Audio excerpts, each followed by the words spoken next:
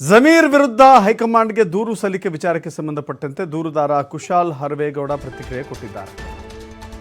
ನಾವು ಕೇಳೋದ್ರಲ್ಲಿ ತಪ್ಪೇನಿದೆ ಅಂತ ಕುಶಾಲ್ ಹರ್ವೇಗೌಡ ಹೇಳಿದ್ದಾರೆ.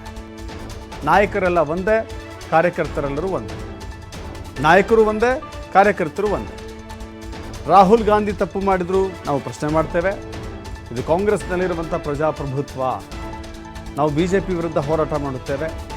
ನಾವೇ ತಪ್ಪು ಮಾಡಿದ್ರೆ ನಮಗೆ ನೈತಿಕತೆ ಬರುತ್ತಾ? ಅದಕ್ಕೆ ತಪ್ಪಿದ್ರೆ ತನಿಖೆ ಮಾಡಿ ಅಂತ ನಾವು ಹೇಳಿದ್ದೇವೆ ಅಂತ ದೂರುದಾರ ಕುಶಾಲ್ ಹರ್ವೇಗೌಡ ಹೇಳಿಕೆ ಕೊಟ್ಟಿದ್ದಾರೆ.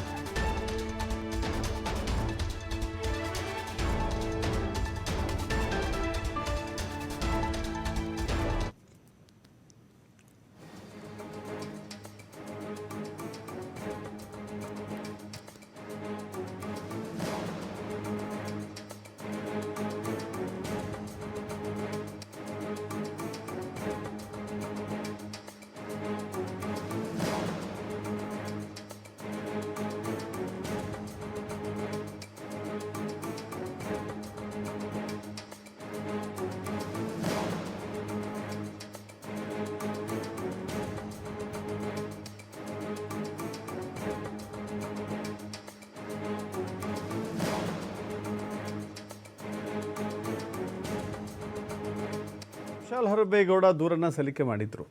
ಬೆಂಗಳೂರು ಪಶ್ಚಿಮ ಜಿಲ್ಲಾ ಕಾಂಗ್ರೆಸ್ ಸಮಿತಿ ಅಲ್ಲಿಂದ ಜಮೀರ್ ಅಹ್ಮದ್ ಅವರ ಆಡಿಯೋ ಬಗ್ಗೆ ತನಿಖೆ ಮಾಡಿ, ಇದು ಪಕ್ಷ ವಿರೋಧಿ ಚಟುವಟಿಕೆ ಆಗುತ್ತೆ, ಪಕ್ಷಕ್ಕೆ ನಷ್ಟ ಆಗುತ್ತೆ, ಪಕ್ಷಕ್ಕೆ ಡ್ಯಾಮೇಜ್ ಆಗುತ್ತೆ.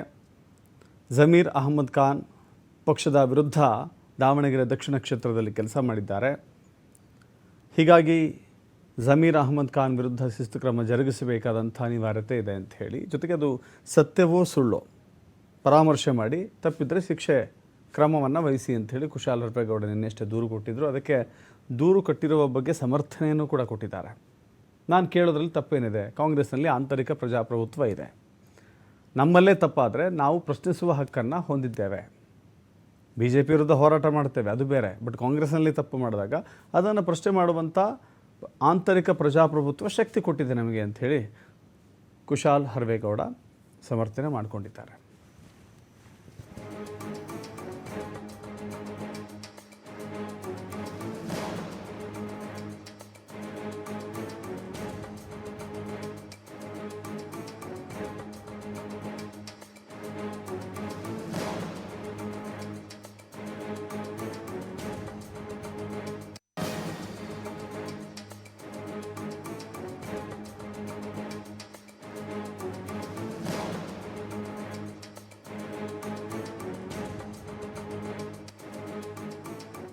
ನಿನ್ನೆ ಒಂದು ಆಡಿಯೋ ಲೀಕ್ ಆಯ್ತು, ಅವ್ರದ್ದೇನೋ ಯಾರ್ದು ಅದು ಇನ್ನೂ ಫೈನಲ್ ಇದಿಲ್ಲ.